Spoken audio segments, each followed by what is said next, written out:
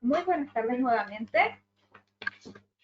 Nos volvemos a reunir para dar inicio al bloque de tarde del octavo Workshop Internacional, Microplásticos y su impacto en cambio climático. La primera presentación que vamos a tener oportunidad de ver es del doctor Davor Cotoraz, a quien invito a sumarse a esta jornada. Doctor Cotoraz, ¿me escucha?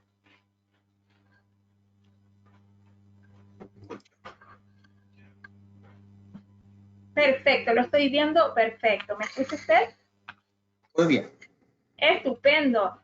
Cuando guste, puede compartirnos su presentación.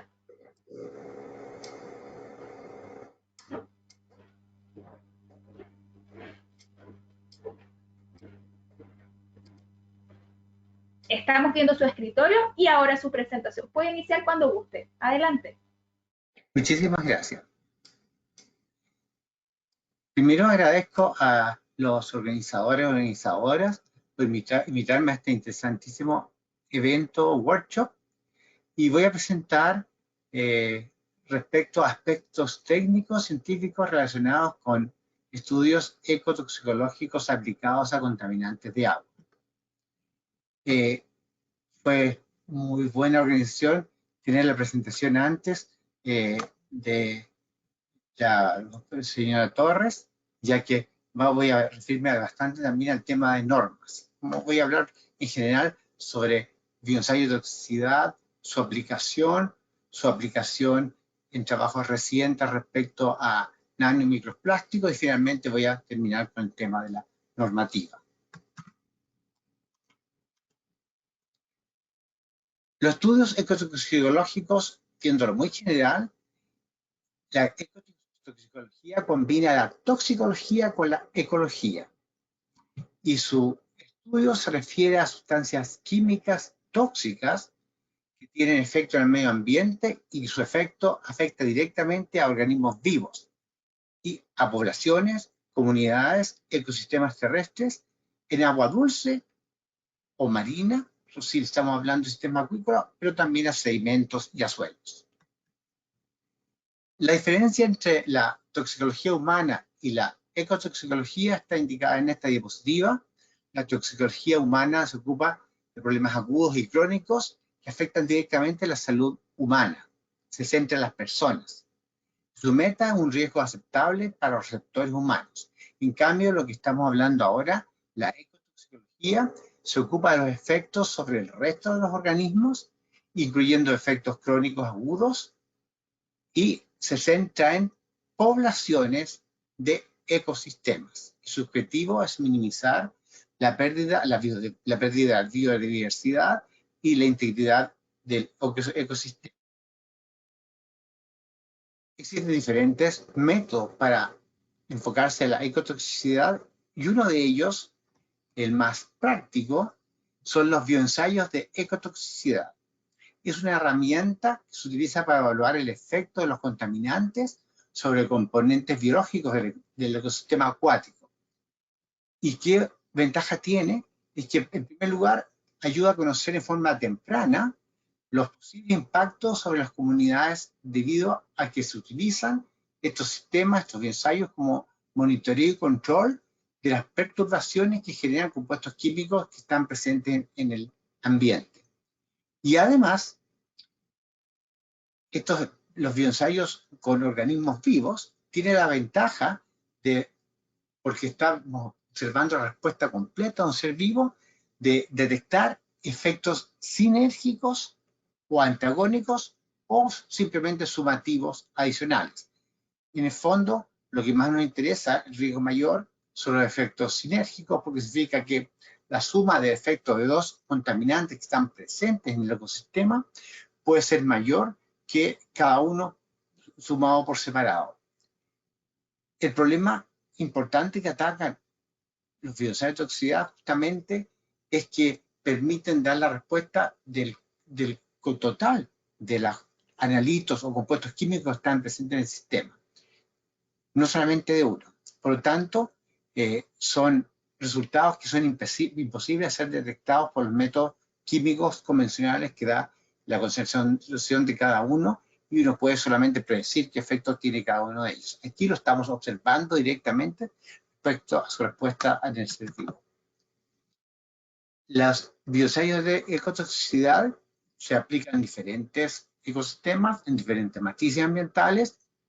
Nos convoca principalmente el tema del agua, en el agua dulce o agua marina o taurina, pero también se utilizan en sedimentos, en agua de agua dulce, en sedimentos estuarinos o marinos y también en suelos.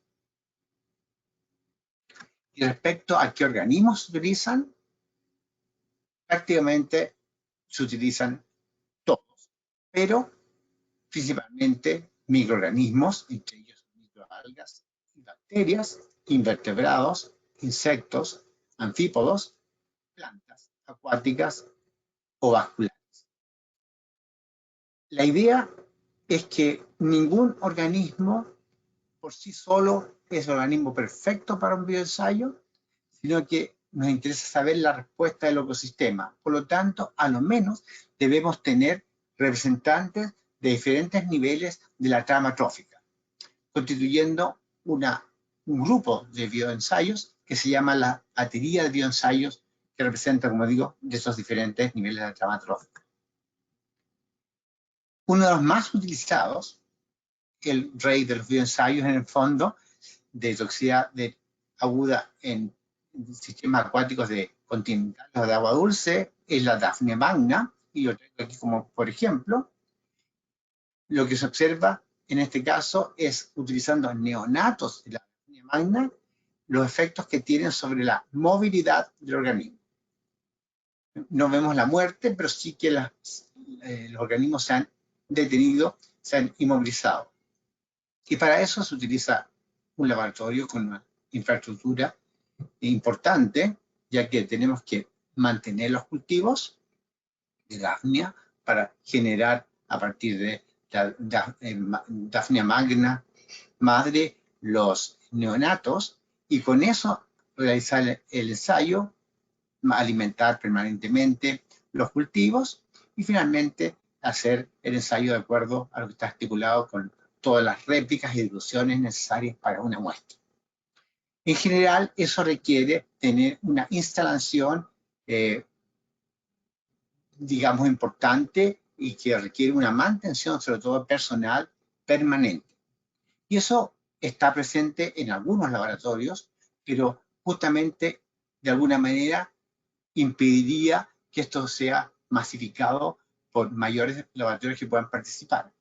Sin embargo, lo que les quiero presentar es que existen unas empresas que fabrican algunos productos en forma de kits y han logrado que estos organismos se puedan mantener de forma estable en un producto, por ejemplo, en el caso de la Daphnia magna, utilizando las efipias de la Daphnia magna, que es una forma de reposo del organismo que se produce cuando el organismo está en condiciones de estrés. Eso se puede mantener, se puede guardar en una solución particular de mantención, el refrigerador, para ser utilizado en el momento que se necesita. En este caso, se reactiva mediante luz y después, una vez generados los neonatos, se pueden utilizar directamente para el bioensayo, se alimentan primero y después se distribuyen en estas placas utilizando las 5 diluciones y las 4 réplicas. ¿Qué quiere decir con esto? Que existen métodos disponibles ya para que estos ensayos sean utilizados con simplicidad en muchos laboratorios que trabajan para análisis ambientales. Una cosa parecida ocurre con otro de los bioensayos que también es muy conocido, que es el bioensayo de toxicidad crónica con Selenastrum capricornutum, o con el nombre actual, Rhabdiocelis subcapitata, que es una microalga unicelular, pero eucariótica, que se crece en el laboratorio y también se requiere una infraestructura para mantener los cultivos en forma permanente, conservando los cultivos estándar que se requieren para este ensayo y se realiza el cultivo durante 4 días, de tal manera que se va observando el efecto que tienen los agentes tóxicos sobre el crecimiento de las microalgas en el tiempo, haciendo mediciones todos los días. Nuevamente, esto está disponible en pocos laboratorios, pero también existen métodos disponibles en los cuales uno puede utilizarlo con mucho menor infraestructura. Y en el caso también de algunos kits que tienen selenastrum inmovilizado en perlas de alginato, que se pueden guardar también en el refrigerador y que mediante una solución de desinmovilización se puede liberar el alga, generar el inóculo y sin tener que estar manteniendo el cultivo de forma permanente, partir de un inóculo estandarizado, realizando el test. ¿En qué consiste el test? En cultivo, como les decía, en diferentes días, y en este caso, para simplificar y no tener que hacer la medición microscópica todos los días, se ha utilizado una medición fotométrica.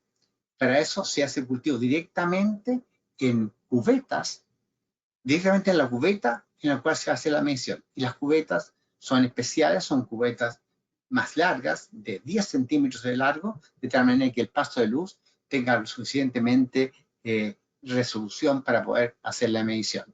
Y que muestro en esta diapositiva justamente un control, en este caso con dicromato de potasio, en el cual están los triplicados, aquí del blanco, y aquí las diferentes concentraciones de dicromato desde el más bajo a la más alta. Se ve claramente la gradiente de concentración, la gradiente del efecto, esto después de 4 días. Pero hay que hacer el cultivo y la medición diaria para poder tener la curva y calcular la velocidad específica de crecimiento, de tal manera que determinar a qué concentración del agente tóxico se produce el 50% de la reducción de la velocidad específica de crecimiento, que es concentración en efecto 50 en este caso. Y centrándonos ahora en lo que es el motivo principal de esta reunión, justamente los bioensayos de toxicidad se han utilizado para ver los efectos de microplásticos y nanoplásticos en el ambiente. En este caso es un paper muy reciente, del 2022, en el cual se utilizó el microcrustáceo Daphnia magna para detectar la toxicidad aguda de polipropileno originado a partir de mascarillas médicas desechables que en este momento, debido a la, como se ha hablado mucho en esta reunión, se genera una gran acumulación de plástico por el uso de este tipo de mascarillas para protegerse de la infección. El resultado de este ensayo fue que efectivamente después de 24-48 horas no se detectó una toxicidad aguda sobre la Daphnia magna, pero sin embargo, al observar al microscopio o la lupa, digamos, estereoscópica, se pudo ver que los organismos estaban cubiertos con microplásticos adheridos a su superficie. No solamente eso, sino que también se encontró que el microplástico estaba presente en sus intestinos, lo que hace pensar a los autores de este trabajo que justamente se requiere ahora mayor estudios de toxicidad crónica, donde se podría esperar debido a la interferencia que puede tener este microplástico en la actividad del organismo. Lo mismo también se ha utilizando la microalga, y en este caso se utilizó esferas de poliestireno de 100 nanómetros y se detectó que utilizando este bioensayo existía la inhibición del crecimiento de un 33,7% a la mayor concentración. Es un efecto relativamente menor, sin embargo, al observarlo nuevamente en microscopio, porque en este caso justamente son partículas, ¿cierto? Y lo que se observa es que en el control, aquí en las primeras fotos son directamente la observación con campo oscuro, la segunda mediante fluorescencia, debido a que estas partículas son fluorescentes, y aquí la combinación de ambas fotografías. Y lo que podemos ver que en el control no hay, la célula se ve intacta, también en fluorescencia. En cambio, a medida que va aumentando la concentración, se ve por fluorescencia justamente que las partículas fluorescentes aparecen adheridas sobre la superficie de la célula, siendo la mayor cobertura con la concentración de 100 miligramos por litro, que fue la que produjo la inhibición de crecimiento. De tal manera que se espera que justamente el efecto no es químico sobre la célula, de toxicidad química, pero sí una toxicidad debido probablemente a un efecto mecánico, de tal manera que la cobertura de este plástico sobre la célula puede generar problemas de transporte de nutrientes, de absorción de nutrientes y también de crecimiento de la célula. El llamado que quiero hacer al final de mi presentación es al uso de métodos estandarizados.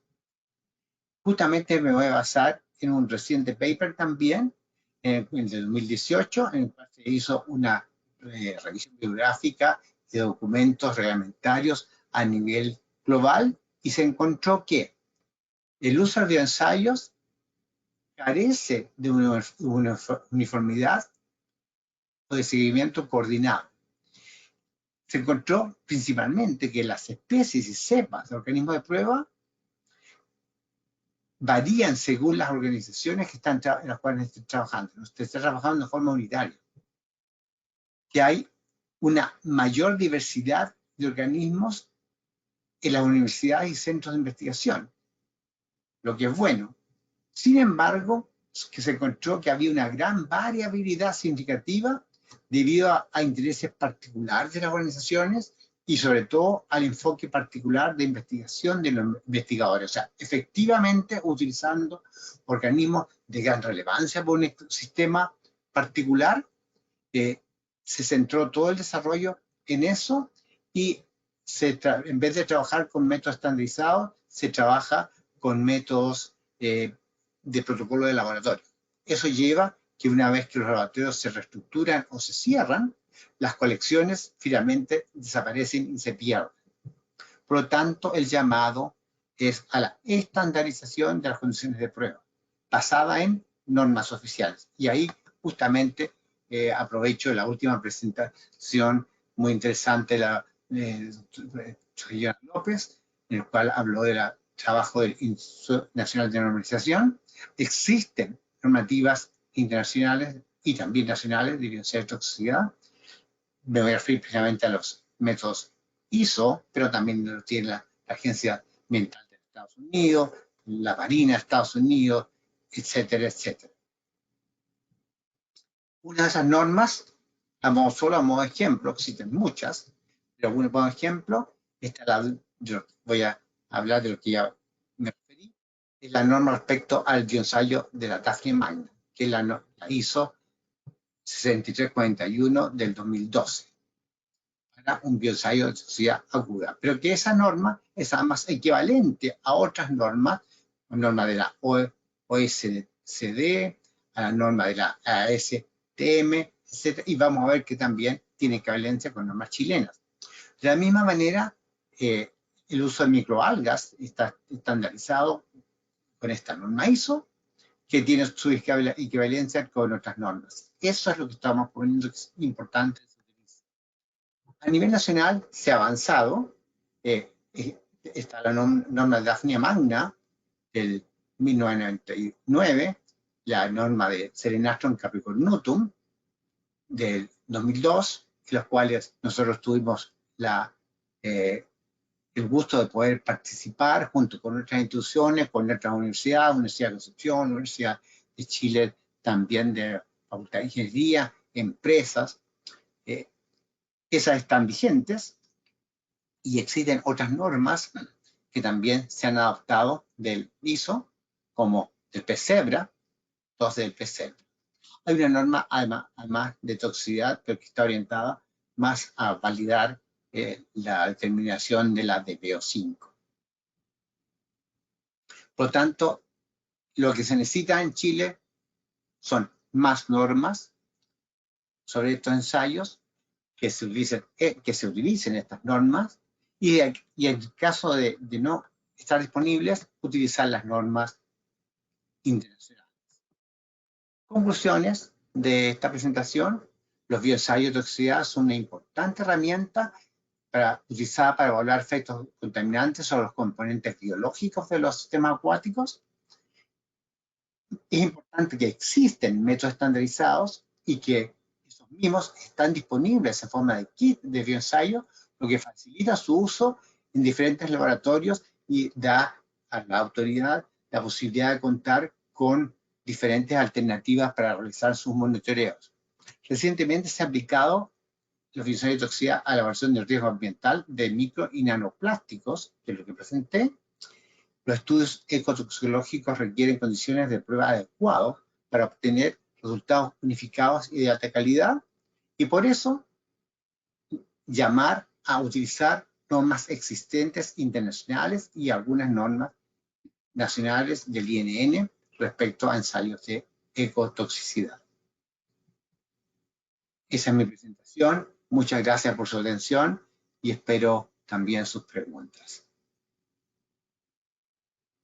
Muchas gracias, doctor Cotoraz, por su interesante presentación. Es un gusto poder contar con su participación. Sé que está con muchas actividades, así que un doble agradecimiento por eso también, por haberse dado el tiempo y haber compartido con nosotros esta jornada. Muchas gracias. Perfecto. Continuando con nuestras presentaciones.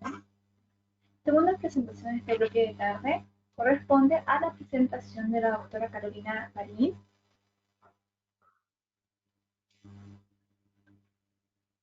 Carolina, ¿me puede escuchar? Ahí la estoy viendo su escritorio en este momento.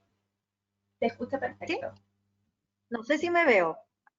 Le pido favor pueda compartir su presentación. Estamos viendo su escritorio ahora. Perfecto.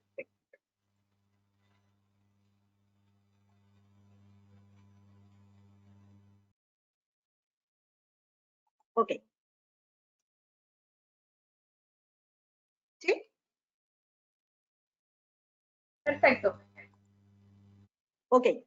Bien, quiero primero que todo agradecer la invitación a este interesante tema que finalmente hoy en día y desde la mano de la contaminación, el impacto que está teniendo no solamente desde el punto de vista de la parte del agua, del océano, como se ha enfocado acá, sino que desde el punto de vista de todos los ámbitos a nivel global.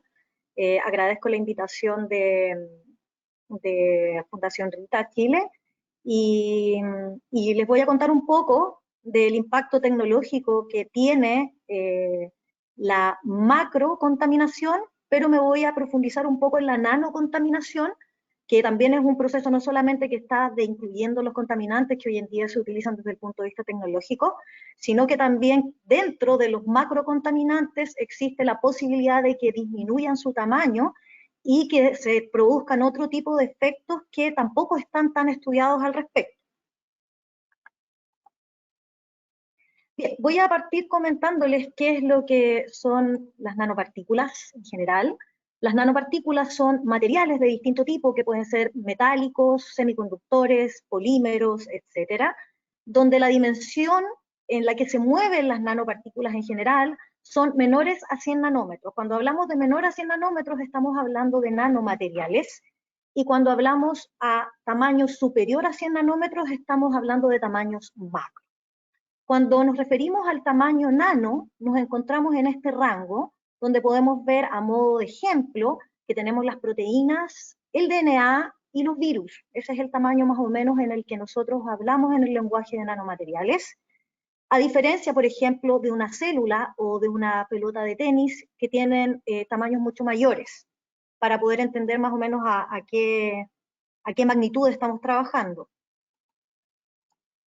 Dentro de los nanomateriales podemos ejemplificar, por ejemplo, un enlace carbono-carbono, el tamaño que tiene, la hélice del ADN, los nanotubos de carbono que actualmente son muy utilizados debido a sus propiedades electrónicas, albúmina, membrana celular, virus, eritrocito, cabello humano, etc.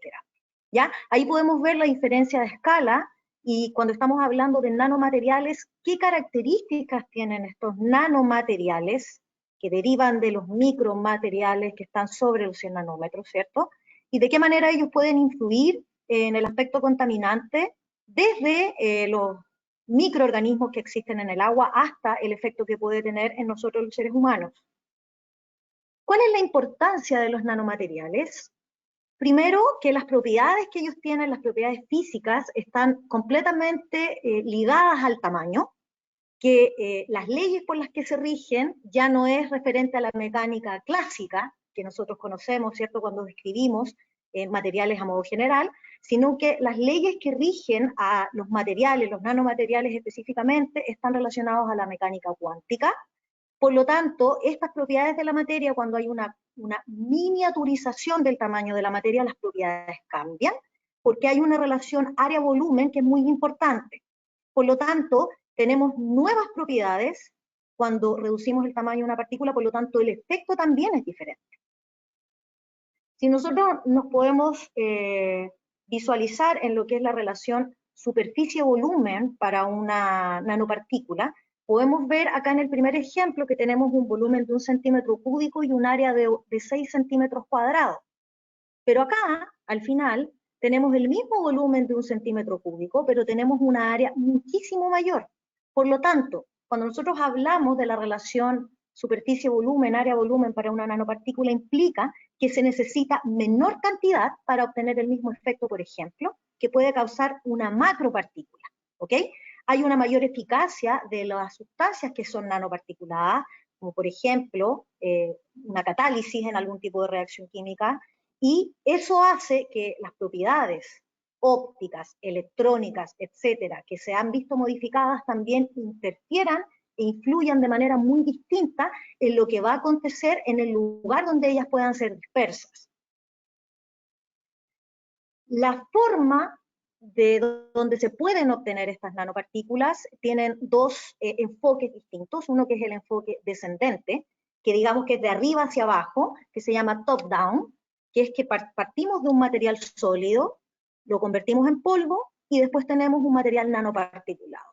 Y el otro enfoque es el enfoque ascendente, que es el bottom-up, donde nosotros partimos a través de átomos y hacemos agregados para formar nanopartículas. Dentro del enfoque descendente está la síntesis mecánica, técnicas de alta deformación, y dentro de los enfoques ascendentes tenemos pirólisis, evaporación, condensación, plasmas, técnicas de sol-gel, reacciones en fase vapor, que son las técnicas que hoy día se utilizan para la obtención de distintos tipos de nanopartículas metálicas, semiconductoras, poliméricas, porque existen una amplia gama de nanomateriales orgánicos, inorgánicos, semiconductores, conductores, etcétera, y combinación de ambos también.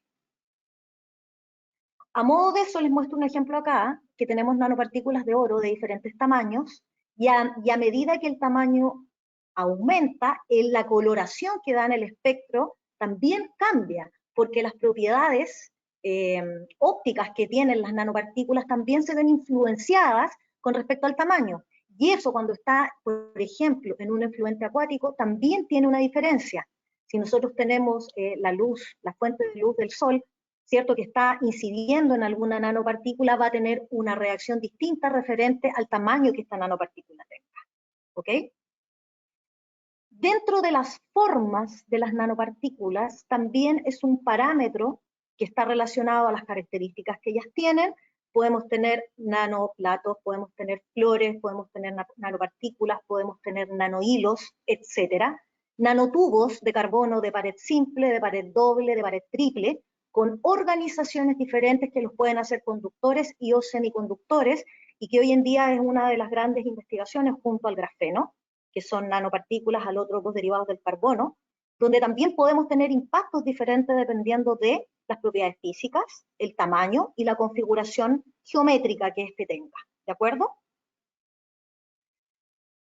Maynard, hace más de una década, visualizó de alguna manera los riesgos que estaban asociados a los desarrollos nanotecnológicos y de qué manera nos íbamos a enfrentar nosotros a este desarrollo nanotecnológico para poder compensar los estragos que en el fondo ellos podrían tener en función del tiempo. Nosotros sabemos que los estragos de los contaminantes nosotros no los conocemos hasta que empezamos a ver cómo empiezan a afectar al ambiente circundante, incluso a las personas, donde se han detectado también microplásticos, no solamente a nivel de los efluentes, por ejemplo, ríos, océanos, etcétera, sino que también dentro de la parte frutícola, de la parte alimentaria, ¿cierto? Las aguas contaminadas que vienen con sustancias nanoparticuladas o microparticuladas son absorbidas por las plantas y las plantas a su vez las contienen, los frutos las contienen y nosotros los consumimos. ¿De dónde provienen estas fuentes antropogénicas que nosotros podemos tener de todos estos contaminantes? Tenemos desde el punto de vista de la movilización, donde hay nanopartículas de distintos metales, las baterías, las partículas finas de carbono, que están en el medio ambiente, en la contaminación atmosférica, los PM2,5, que son los que ingresan a los alveolos pulmonares. Dentro de la parte de la medicina, que tenemos nanopartículas de oro y de plata, que están siendo utilizadas hoy en día como acarreadores de fármacos. Dentro de ellas también están las nanopartículas de dióxido de titanio. La generación de energía, como los quantum dots o los óxidos metálicos. También tenemos la fabricación de partículas antibacterianas u óxidos metálicos que tienen propiedades ultravioleta. Tenemos los metales finos, las partículas de óxidos metálicos, la combustión, donde también tenemos la proliferación de sustancias en base a carbono, fulerenos, nanotubos de carbono, grafeno, entre otras. Estas son las fuentes donde nosotros podríamos evidenciar desde el punto de vista antropogénico que estamos incluyendo estos materiales a la contaminación en todos los ámbitos dentro del ambiente global. Acá podemos ver en este esquema el comportamiento y el transporte que tienen las nanopartículas metálicas de ingeniería, que es la abreviación que aparece ahí, NNS, en distintos ambientes marinos, desde regiones templadas, en el lado izquierdo, hasta regiones polares en el lado derecho.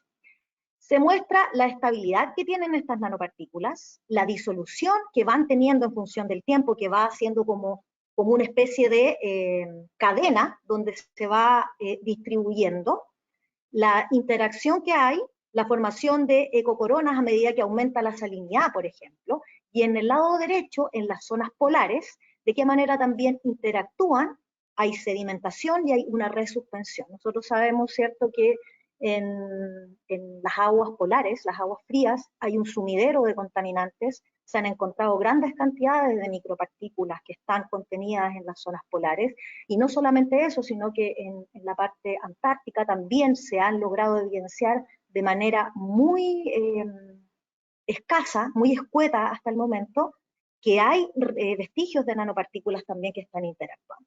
Entonces, de esta manera nosotros podemos entender que cuando tenemos un sistema que está siendo llevado a un efluente, por ejemplo, hay una reacción que está relacionada al tamaño, que está relacionada a la carga que pueda tener esta sustancia, pero posterior a eso sí puede haber una agregación de estas sustancias nano para formar una sustancia macro y provocar la sedimentación, y también la estabilización y el transporte que puede tener con los exopolisacáridos, que pueden estar presentes con algunas de las sustancias, por ejemplo, microbiológicas que pueden haber en el agua, microorganismos, bacterias, por ejemplo, que pueden interactuar con estas nanopartículas, y estas nanopartículas pueden afectar este sistema microbiológico desde distintos puntos de vista que los voy a mencionar a continuación. ¿Cuáles son los probables mecanismos de acción que tienen estos nanomateriales? Les puse algunos ejemplos, ¿cierto? Nanomateriales en base a cobre, que son los más utilizados actualmente. Cobre, óxidos de zinc, oro, selenio, magnesio, platino, óxido de aluminio, dióxido de titanio, y no solamente ellos, sino que muchos de ellos están acoplados a sustancias orgánicas, que pueden ser polímeros, que son estas nanopartículas que están funcionalizadas con sustancias orgánicas. ¿Y qué es lo que provocan estas nanopartículas cuando están en un ambiente y se encuentran con un microorganismo? Hay una generación de especies reactivas de oxígeno, que se inhibe el sistema que tiene de defensa y ataca los lípidos de una membrana, por ejemplo. Hay un daño al material genético, Estoy hablando específicamente de dióxido de titanio y cobre, y les estoy hablando de dióxido de titanio y cobre porque yo trabajo con esas nanopartículas, y es por eso que quería un poco informarles que desde lo macro a lo nano también tenemos una brecha muy importante de lo que poco se conoce con respecto a la contaminación de ellos. Uno de ellos, que es el cobre, que nosotros somos país productor de cobre y que se utiliza hoy día como un bactericida natural, la acumulación de cobre en distintos tipos de fuentes, de matrices, puede provocar la disipación de la fuerza protón motriz, puede generar la generación de los ROS, genera daño oxidativo y también daño al material genético y inhibe la replicación de ciertos sistemas.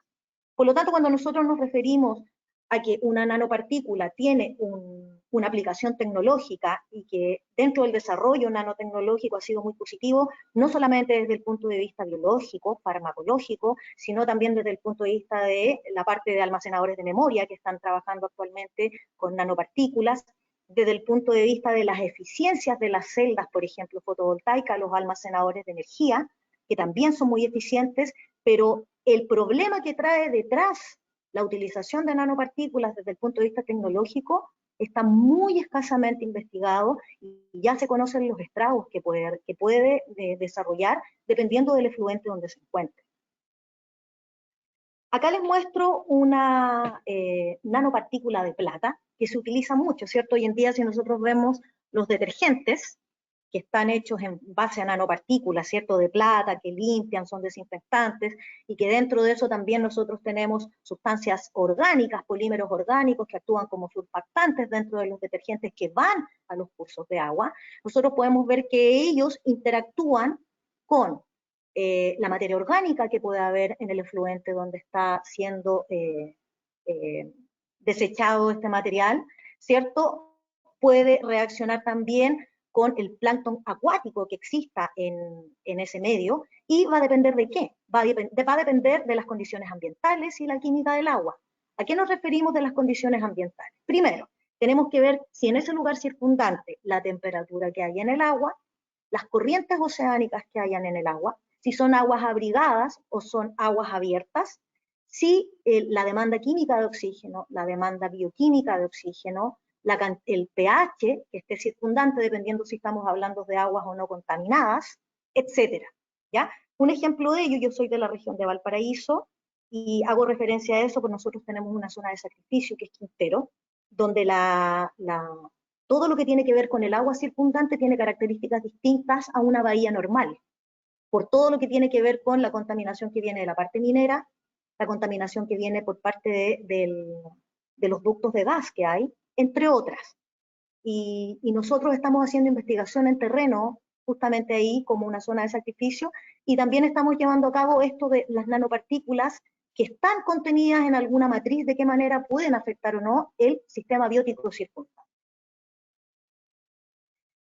Otro ejemplo que les quiero mostrar acá, que tiene que ver con el comportamiento de las nanopartículas de polímeros, ¿cierto? Nosotros sabemos que dentro de estos polímeros nanoparticulados que se pueden generar, normalmente algunos vienen con carga iónica positiva o carga iónica negativa, y esto se ha modelado para ver de qué manera interviene con el plancton que hay circundante donde está siendo eliminadas estas sustancias orgánicas, y desde el punto de vista de modelos que hay con respecto a microalgas, camarones y larvas de erizo de mar, ¿ok?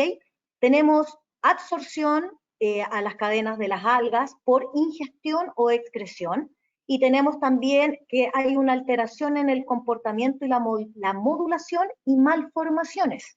¿Por qué? Por el efecto que tienen estas sustancias antropogénicas que nosotros estamos integrando a un sistema biótico.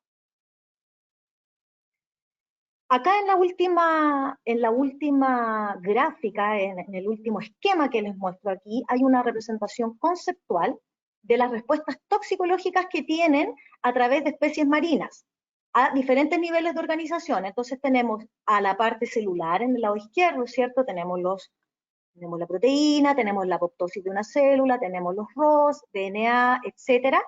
Y aquí tenemos células individuales, perdón, acá tenemos individuos y acá tenemos poblaciones, ¿ok? Los puntos azules oscuros son las nanopartículas. de qué manera ellas pueden interactuar a nivel celular, a nivel de un organismo, ¿cierto? Embrio, toxicidad, absorción, ingestión y gestión de inmunomodulación, neurotoxicidad, y aquí inhibición del crecimiento y fecundación a través de distintas poblaciones, ¿cierto? Y que también se conocen que no solamente nanopartículas, sino que sustancias orgánicas provocan dentro de los organismos vivos disrupción endocrina, que eso está documentado y está publicado en muchas investigaciones científicas al respecto, donde también se puede ver cómo afecta especies superiores desde el punto de vista de la contaminación de sustancias poliméricas de tamaño micro y nano, y también que ahora se están sumando a estos efectos las nanopartículas.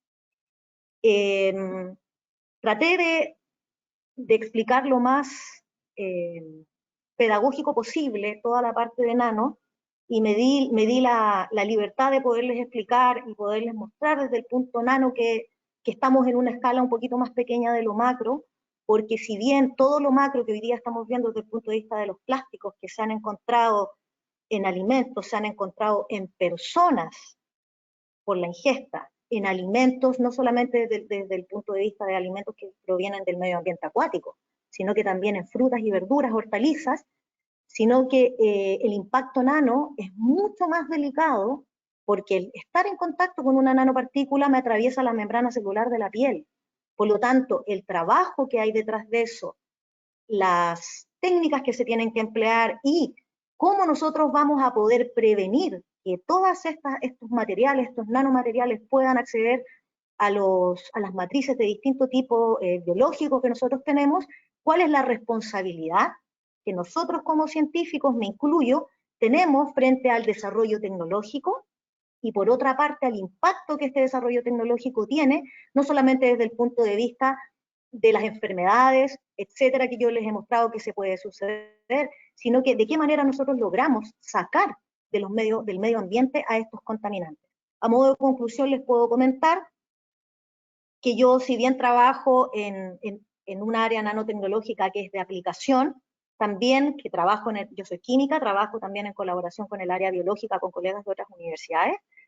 Nosotros también estamos viendo de qué manera no solamente la aplicación nanotecnológica es beneficiosa sino que también desde qué punto de vista esta nanotecnología, cuando también es buena, puede ser mala. Entonces, a eso estamos enfocándonos para tener una conciencia ecológica con respecto a las investigaciones científicas que se están desarrollando.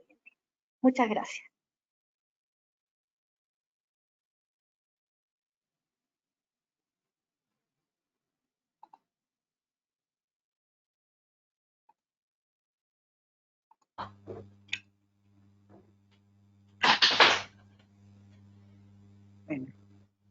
Muchísimas gracias, Carolina, por su presentación. Agradecemos mucho su participación. Ha sido muy interesante su conferencia. A continuación vamos a proseguir con la siguiente conferencia. La coordinación de la fe, a la otra Berger, que nos va a compartir su presentación. Doctora. Hola, buenas tardes. Realmente el día de hoy ha sido bastante interesante y en la que me corresponde hoy día es compartir solamente las formas en las cuales nosotros tenemos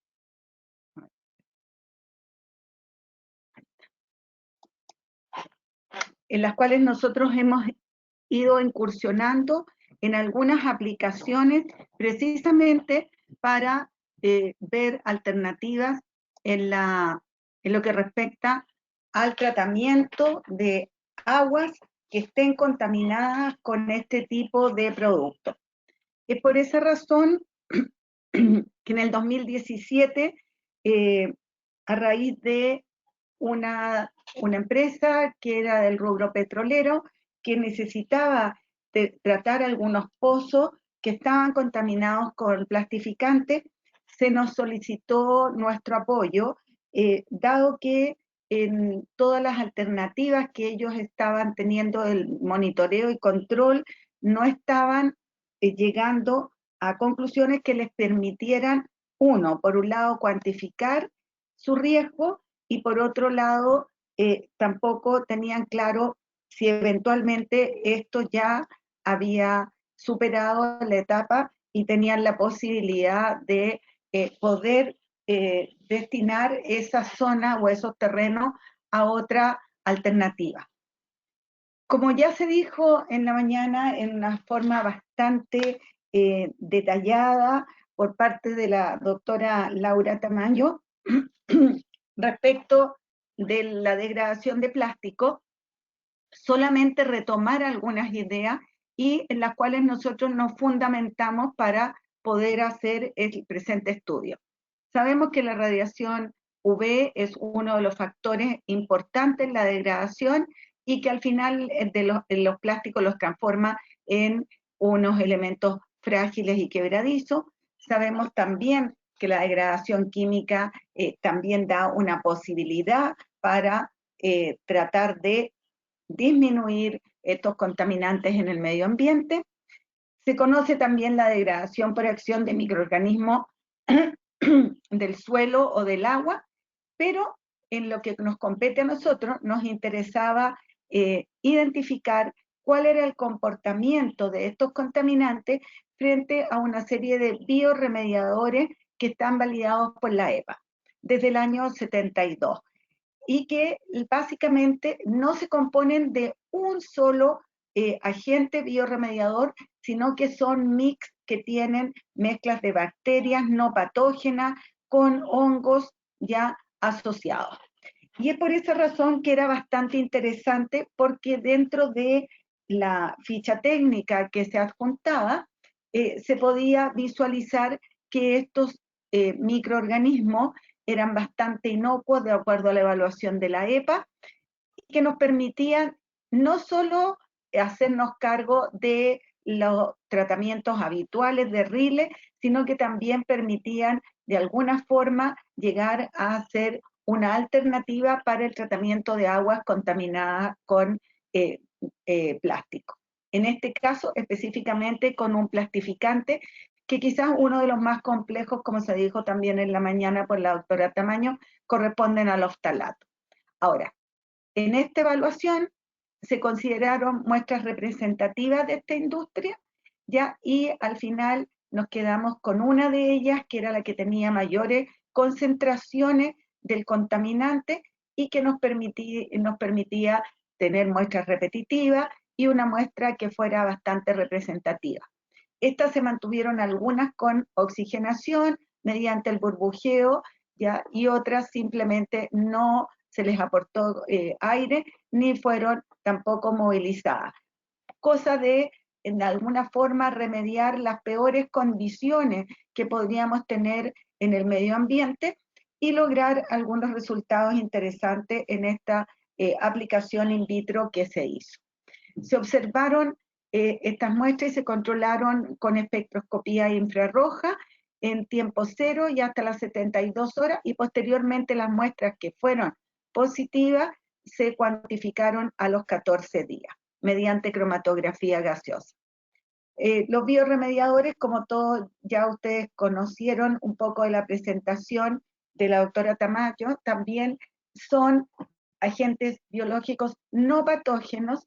Ellos están habitualmente en nuestro medio, pero la tecnología que presentaba la empresa que comercializaba estos productos aquí en Chile era que la diferencia era básicamente porque estos productos venían en mezcla y no como uno solo, remediando bastante bien lo que nosotros podemos encontrar en el medio ambiente. Pero en el medio ambiente no encontramos un solo biorremediador, sino encontramos muchas veces mezclas de esto. Y por otro lado, es importante señalar que en lo que compete al Instituto de Salud Pública, el Instituto de Salud Pública evaluó el producto y lo definió que podía tener perfectamente una autorización y por lo tanto podíamos hacer estudios para ver efectivamente la eficacia de esto. En la ficha técnica de lo que nosotros teníamos de información, básicamente el comportamiento de estos biorremediadores es que ellos consumen nutrientes como el nitrógeno, el fósforo, el azufre, el carbono, ¿ya? Y que normalmente estos elementos son consumidos por agentes biológicos patógenos o que están asociados básicamente a desechos, ya sea antrópicos o desechos de aguas negras, y que obviamente corremos el riesgo de tener patógenos que se estén multiplicando en un momento dado, versus, al tener nutrientes, versus estos otros que se hacen cargo de estos patógenos al competir también por los nutrientes. La idea es, si tengo cualquier elemento que tenga nitrógeno, fósforo, carbono dentro de mi elemento, es que estos biorremediadores tienen una mayor afinidad que los patógenos y los desplazarían. Por lo tanto, esto también se traduce en disminuir todos los fenómenos de putrefacción y los olores que generalmente se asocian a la descomposición de materias orgánicas. Hay que recordar que muchas veces los plásticos no están solos en el medio ambiente, sino que están inmersos, ya sea como parte de un relleno sanitario o como parte de un vertedero a cielo abierto.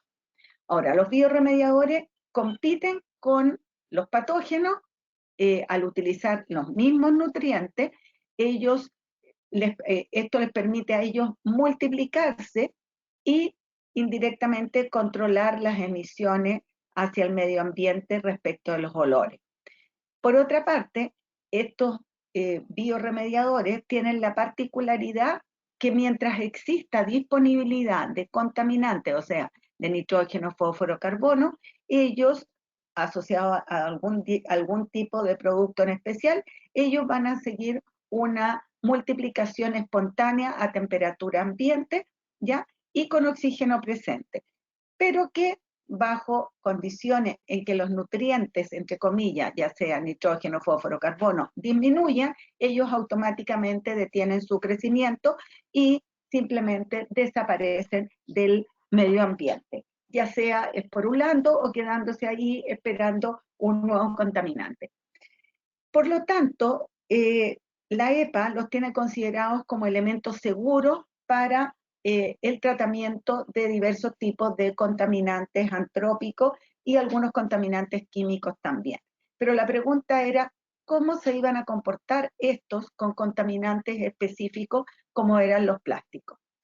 Se analizaron las 5 muestras de los pozos residuales y de estas se caracterizaron por infrarrojo. Se identificó la muestra, la PP34, como la más complicada de todas por la cantidad que teníamos de sobrenadante, y que en base a los estudios de infrarrojo nosotros habíamos detectado la presencia de oftalato del tipo del dienoxil-oftalato, del bis-2-etil-talato, del 2-etil-talato y el dioctil-talato. En base a eso, lo que se hizo fue, déjame retroceder, porque me salté una anterior y la anterior. Ahí. ¿Qué es lo que se hizo? Se adicionó a la muestra en estudio el biorremediador con su activador, ¿ya? Esto es lo otro importante, porque normalmente nosotros vemos que los que se comercializan en nuestro país no vienen con el activador. El activador en el fondo son los nutrientes. Esto permite que los biorremediadores puedan tener una duración más allá de lo clásico que son los 2 años, y simplemente cuando nosotros les damos el alimento, que son los activadores iniciales con fósforo y con nitrógeno, ellos inmediatamente están como en condiciones de partir haciendo su tarea. Ellos vienen en la mezcla, se mezclan por indicaciones del fabricante en un porcentaje 50-50, y la proporción para lo que corresponde al tratamiento del sobrenadante fue una parte de sobrenadante más una parte del biorremediador ya activado más una parte de agua. Con esta mezcla ya se partió y se separó además en 2 subgrupos. Uno que se mantuvo durante todo el estudio con agitación, y mediante esto logramos la aireación de la muestra, ¿ya? Y la otra en que simplemente no se le administró aireación y por lo tanto fue una muestra considerada como muestra anaeróbica. Estas muestras se analizaron en los tiempos 0, 24, 48 y 72 horas y además se cuantificó el estalato específico por cromatografía gaseosa.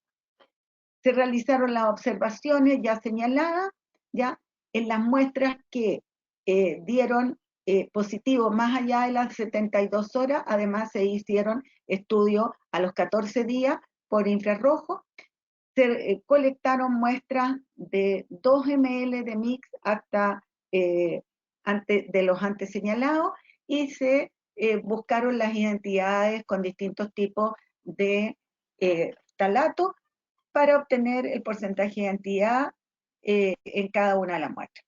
Y posteriormente, de que se obtuvo el espectro infrarrojo, a las 72 horas las muestras fueron congeladas a menos 19 grados para posteriormente proceder a seguir con los estudios de cromatografía gaseosa.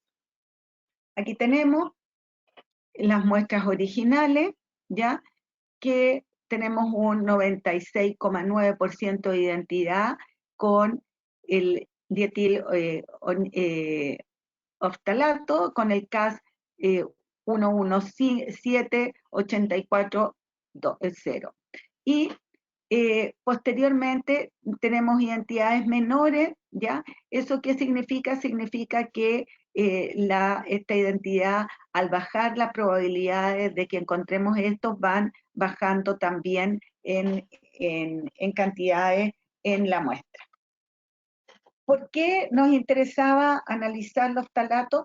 Porque los talatos son bastante complejos para su degradación en el medio ambiente, tienen persistencia y de hecho estos pozos tenían más de 20 años que habían quedado como pozos residuales al interior de una ex planta que se dedicaba al tema de plastificantes. Entonces, en esta muestra lo que nos interesaba saber es un poco cómo se iba a modificar esta molécula y si es que los biorremediadores eran capaces de consumir los distintos grupos funcionales, en el fondo alimentarse del carbono que teníamos en cada una de estos y determinar cuáles iban a ser las modificaciones en el tiempo. A las 24 horas, ¿qué nos llamó la atención? Llamó la atención que bajó en una pequeña cantidad el porcentaje de identidad que nosotros teníamos originalmente, ¿ya? Que era del orden de 96, casi 9, ¿ya? A 96.59, o sea, una baja muy, muy poco significativa. Lo mismo ocurrió a las 48 horas, incluso a las 48 horas, si uno lo comparaba con las muestras en el tiempo 0 y en el tiempo de 24 horas, había ascendido discretamente, y a las 72 horas ya ahí recién se vio un poco más de una efectividad, pero deberíamos decir que era discreta. Y esto es, lo más importante era que la única variable diferente eran que eran muestras sin oxigenación.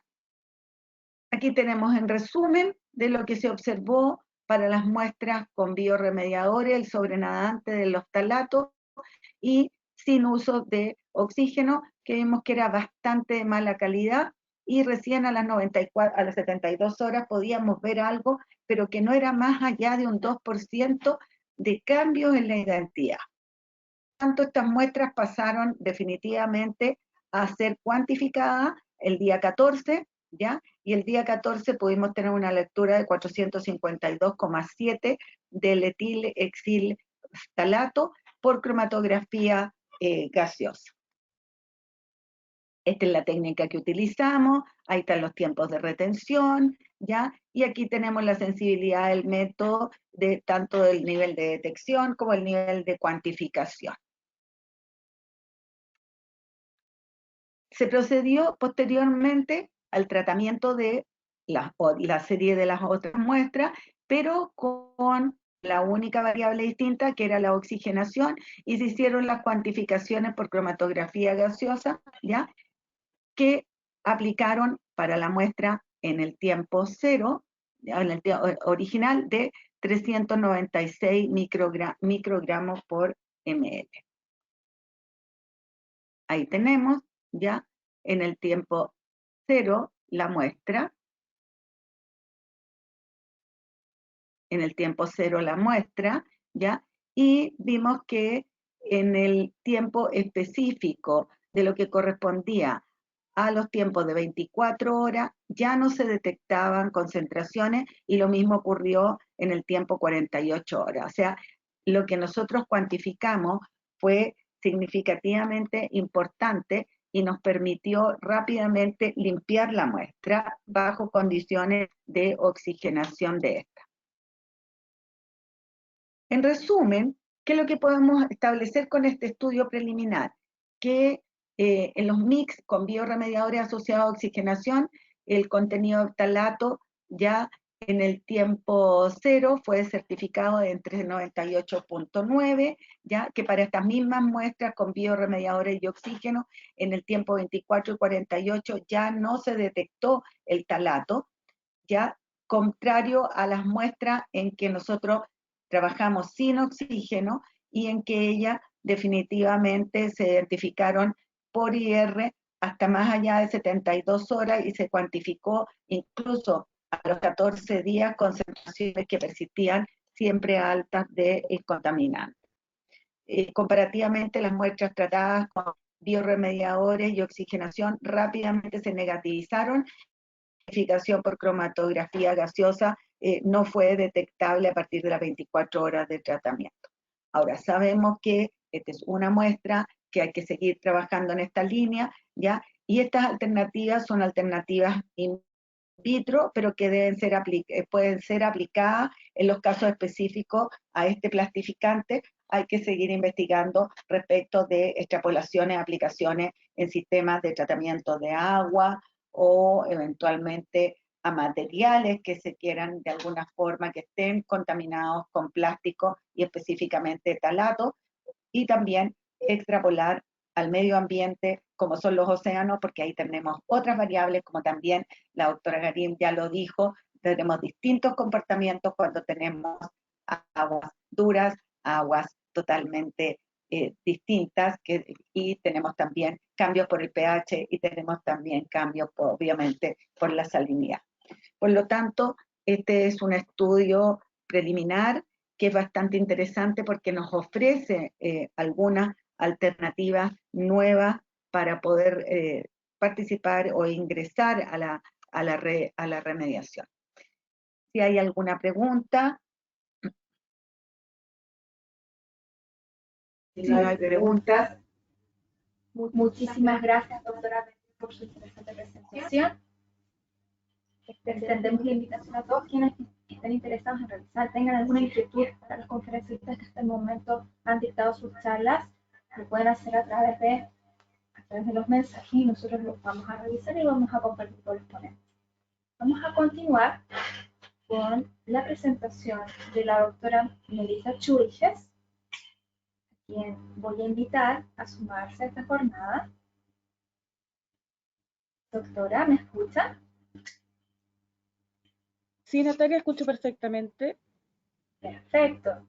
Y la estamos viendo ahora también. Cuando guste, puede compartir su pantalla y presentación. Perfecto.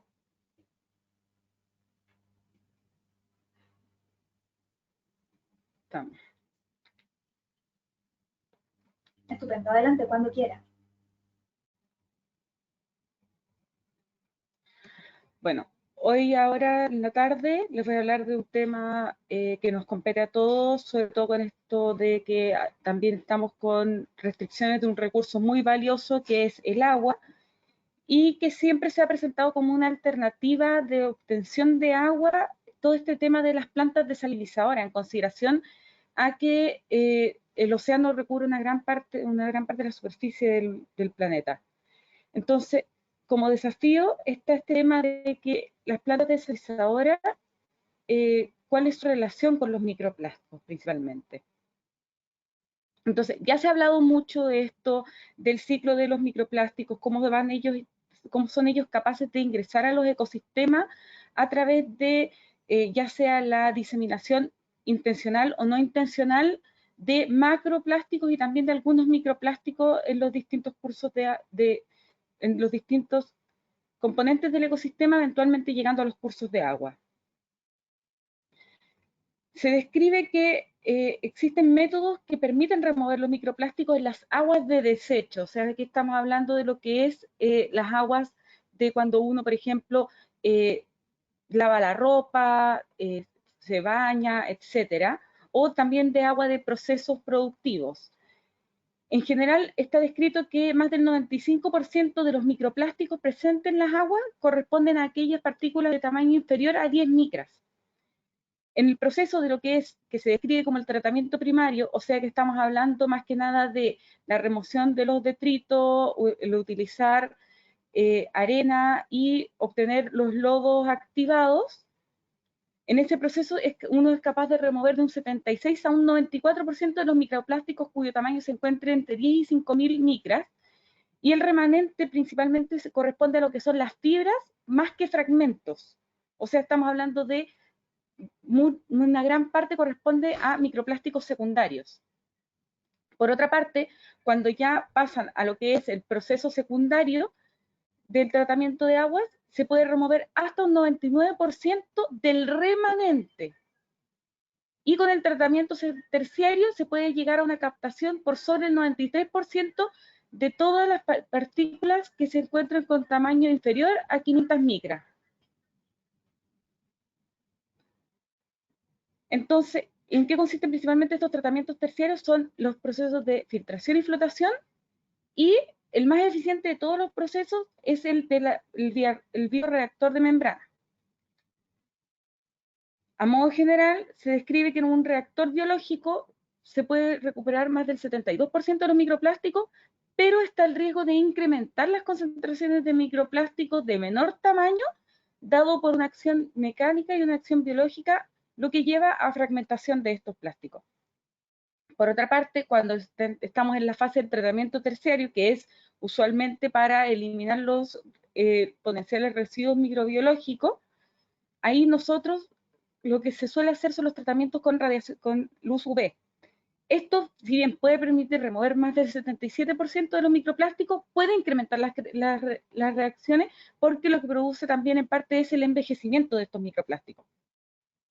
Y todo lo que no es captado por estos procesos de remoción puede eventualmente llegar a los cursos de agua y diseminarse en los medio ambientes marinos. O sea, no solamente tenemos el tema de la parte que uno emite o se está emitiendo y que está llegando a los cursos marinos porque no pasan por tratamientos, sino que lo que pasa por tratamientos, si no es captado en gran porcentaje, va a terminar sí o sí en los ecosistemas marinos.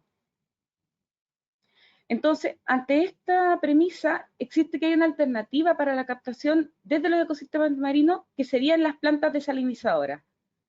Entonces, ahí uno dice, ¿cómo influye esto? ¿Por qué? ¿Por qué razón funcionan? Las plantas desalinizadoras son plantas que permiten convertir el agua de mar en agua desalada, y esta incluso puede ser potabilizada para el consumo humano. Para lograr este propósito de obtener el agua desalada, se tienen que eliminar del agua del mar las bacterias contaminantes, otros contaminantes y la sal. ¿Y esto qué es lo que va a permitir? Va a permitir obtener un producto, un agua que es relativamente segura para ser utilizada como agua de bebida, o sea que debe ser tratada para potabilizar, o por otra parte puede ser utilizada en procesos industriales, como alternativa a los cursos de agua dulce. Las plantas desaladoras tienen también sistemas de captación de agua en profundidad, y esto lo que genera es una presión inicial alta que hace que ingrese el agua y permite que pase primero por un pretratamiento químico, que esto lo que busca es eliminar contaminantes patógenos y algunos contaminantes orgánicos. Después pasa el proceso de filtrado, que es por ósmosis reversa, para terminar finalmente un tratamiento de agua para cumplir la normativa respecto del uso que se le va a dar.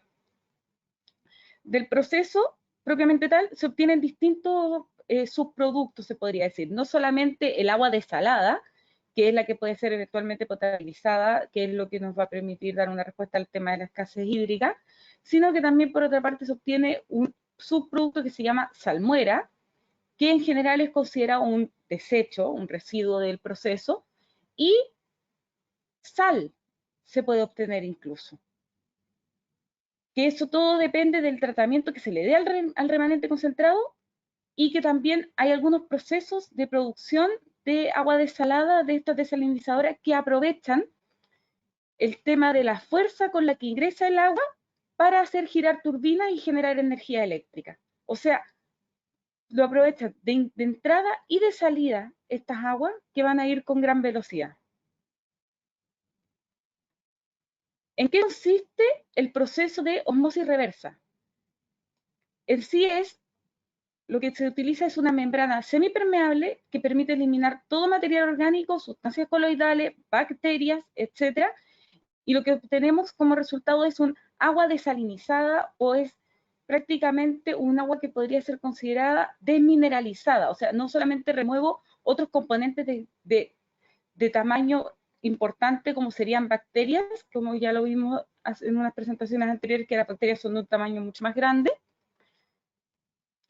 sino que también nos permite obtener, es captar y extraer los minerales. El agua que pasa al lado de la solución salina o sea, el agua, ¿cómo ocurre este paso? Es porque incrementa la presión en un lado, y esto de incrementar la presión en un lado genera que pase el agua, y por el tamaño del poro es que no pueden pasar los distintos componentes del agua. El poro en general se describe que tiene un tamaño de 0,0001 micras como tamaño máximo para ser considerado como un filtro de osmosis reversa. Y puede capturar prácticamente toda partícula de tamaño mayor o igual al del poro, pero el problema que tiene de estas membranas es que son bastante delicadas y son muy susceptibles a los daños físicos asociados al proceso de filtrado. La salmuera, dado que se obtiene en un proceso, o sea, dado que se obtenía en el proceso que es el remanente de la osmosis reversa, esta no solamente concentra sal, sino que también otros componentes en el mar, como serían en este caso los microplásticos. Entonces, es súper importante y es necesario que en un proceso previo se genere un sistema para poder capturar estos microplásticos. ¿Por qué? Porque si yo extraigo estos microplásticos, tengo una salmuera más limpia, se podría decir. Entonces, ¿qué es lo que se estila? Es que se puede, por una parte, hacer una nueva filtración, también con un sistema de osmosis reversa, para poder obtener más agua desalada y concentrar aún más esta salmuera. O por otra parte se proponen las alternativas, que son las coagulaciones, floculaciones, pasar por el proceso filtrado y eventualmente un posterior secado. ¿Qué es lo que se utiliza para poder hacer este proceso? Se utilizan sustancias químicas específicas, como son algunos ejemplos las lignocelulosas, el sulfato de cloruro de aluminio y otros polímeros orgánicos, como serían el uso de poliacrilamida y organosilanos. También se está utilizando en este momento la electrocoagulación. ¿Y esto qué nos permite? Nos permite obtener un producto de salmuera un poco más concentrada, y nos permite extraer los componentes más complicados. En estricto rigor, la salmuera, dadas las características que posee de todos los aditivos químicos que se realizan en los pretratamientos, independientes si están enfocados o no en la captación de microplásticos, es considerada un residuo peligroso. E incluso si consideramos el tema del contenido de microplásticos, debería aún más ser considerado un residuo peligroso. Pero este residuo peligroso es emitido en los ecosistemas marinos. Entonces, extraemos, tomamos, concentramos, y esta agua concentrada con sal, que no es solamente sal, tiene también microplástico, y lo devolvemos al océano. Entonces, al final no nos hacemos cargo del problema microplástico. Lo que les decía, clásicamente se eliminan mediante emisarios marinos, que si bien los organismos en los emisarios marinos, las experiencias internacionales dicen que no hay problema en cuanto a lo que se ha observado de momento en el desarrollo de la fauna y en la mantención de los ecosistemas, el tema es que el microplástico al final lo tomo y lo devuelvo. Nunca me hago cargo realmente del microplástico. Acá en Chile en particular, lo que se exige para los emisarios marinos es que cumplan la normativa local. Y la normativa local no es nada más que el Decreto Supremo 90.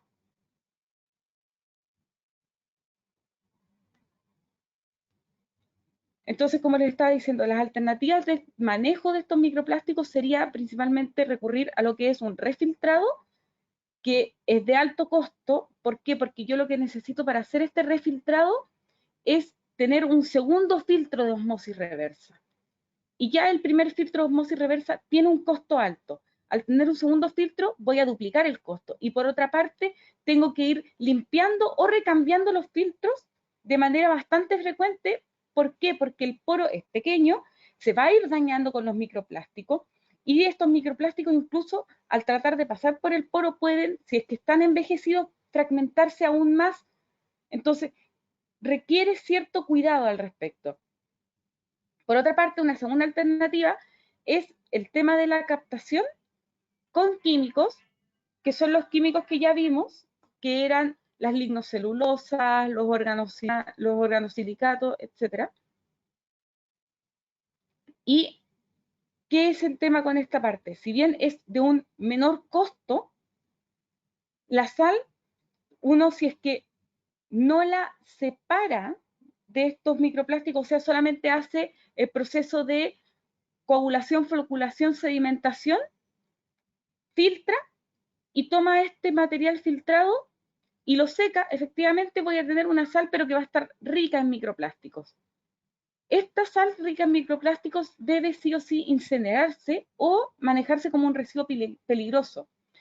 La ventaja de recurrir a la incineración es que nos permite, por una parte, generar energía, porque recordemos en presentaciones anteriores de la doctora Bergel, nos hablaba del tema del poder calórico de los microplásticos, que era incluso superior al del petróleo. Entonces, aquí nosotros vamos a tener una sal que no va a ser tanta sal, sino que más bien va a ser un coágulo de microplásticos que nosotros vamos a poder tomarlo y meterlo en proceso de incineración. Y esto nos va a generar un alto poder calórico y una alta capacidad de generación de energía. Y por otra parte, lo bueno de estos sistemas de captación de microplásticos con el proceso de coagulación, floculación, es que no solamente se hacen cargo de los microplásticos, sino que también se hacen cargo de gran parte de los nanoplásticos, incluso llegando a captar por sobre el 99% de los micro y nanoplásticos presentes en el agua. Lo bueno de esto es que cuando uno logra separarlo, después tenemos todavía nuestra salmuera, entre comillas, más limpia, y esta salmuera más limpia se puede secar y podemos obtener sal libre de microplásticos, que es lo que no estamos teniendo en este momento. Como les decíamos en días anteriores, estamos expuestos en la sal de mesa a microplásticos.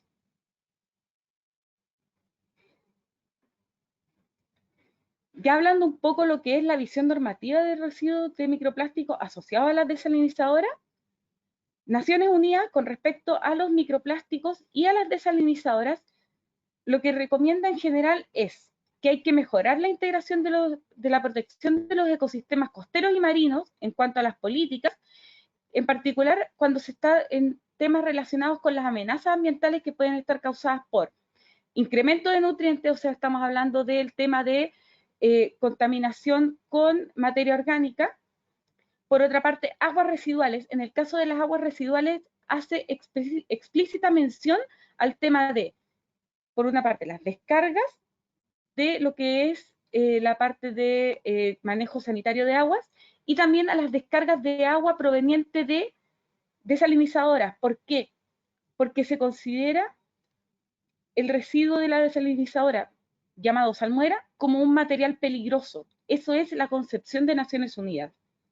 También se hace parte del tema de basura marina, que recordemos la presentación de la mañana que nos envió la doctora Pereira. Basura marina se refiere a todo principalmente los macroplásticos, y también hace referencia Naciones Unidas a los microplásticos en el marco del apoyo a la Agenda del 2030 para el desarrollo sostenible. Entonces, claro, Naciones establece que las desalinizadoras producen un agua residual que es potencialmente nociva para los ecosistemas marinos. ¿Por qué? Porque nos añade químicos que no estaban considerados como parte natural de los ecosistemas, incrementa la salinidad y altera la temperatura. ¿Qué es lo que lleva este incremento? O sea, no solamente la parte de la adición de químicos, que principalmente se refiere a el cobre y el cloro, que se sabe que son ecotóxicos, sino que por el incremento en la salinidad y los cambios en la temperatura pueden llevar a una disminución del contenido de oxígeno disuelto en los ecosistemas marinos, y esto puede llevar a condiciones de hipoxia, lo que puede generar una total alteración en los ecosistemas marinos. Entonces, ¿qué es lo que dice ONU?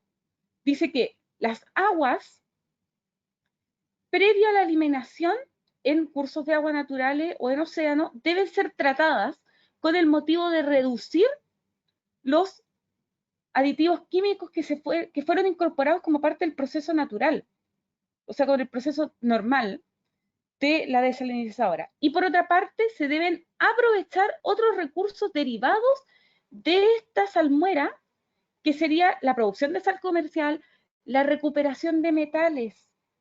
¿Por qué? Porque esta agua, esta salmuera, no es solamente agua y cloruro de sodio. O sea, veíamos que tenía agua, tiene cloruro de sodio, tiene microplásticos que se pueden utilizar para la obtención de energía con lo que es la producción de biomasa, y tiene metales muy importantes para la economía a nivel mundial, porque uno de los metales que contiene el agua es litio.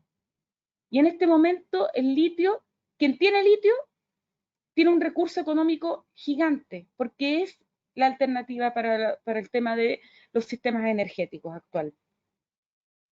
Entonces, es un recurso que incluso Naciones Unidas dice, por favor, usted está botando plata al mar, está perdiendo dinero, aprovéchelo, no se quede en eso.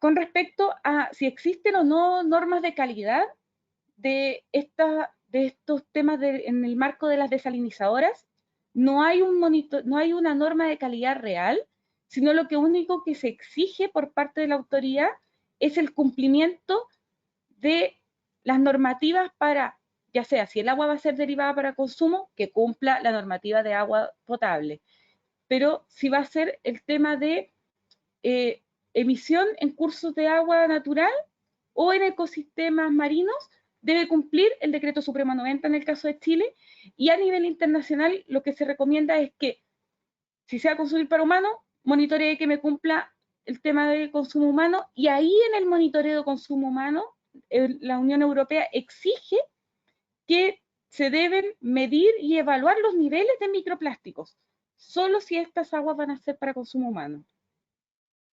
Y en caso de que se midan niveles de microplástico, o sea, los microplásticos para aguas de otros consumos, de otros usos, es voluntario para el tema de la Unión Europea, pero lo único que exige es que si se llegan a medir microplásticos, usted tiene que tomar medidas para evitar que estos microplásticos vuelvan a los ecosistemas. Pero no hay una norma de calidad propiamente tal. Entonces, esto nos deja una brecha muy amplia. Aquí hay mucho para poder trabajar, mucho para investigar. Muchas gracias y estaremos atentos a las preguntas que puedan surgir. Doctora Schulges, muchas gracias por vuestra presentación. Le agradecemos a quedarse hasta el final de la jornada. Si surge alguna consulta para usted. Vamos a continuar con la siguiente presentación del día. Vamos a llamar al señor Sebastián Carballo, quien representa a la Agencia de Sustentabilidad y Cambio Climático de Corfo. Don Sebastián, ¿me puede escuchar?